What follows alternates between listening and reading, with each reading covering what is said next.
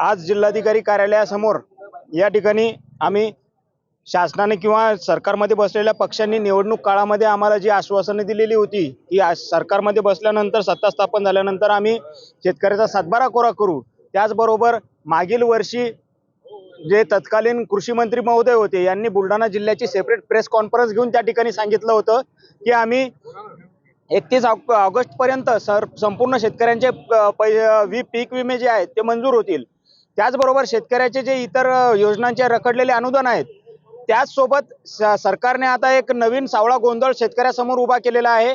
तो म्हणजे असा की ई पीक पाहणी ही सॅटेलाइट बेस केली व सॅटेलाइट बेस ई पीक पाहणीमध्ये शेतकऱ्याचं शेत जर इथे असेल तर ती 1-2 किलोमीटरवर जाऊन शेतकऱ्याची ई पीक पाहणी त्या ठिकाणी होत आहे।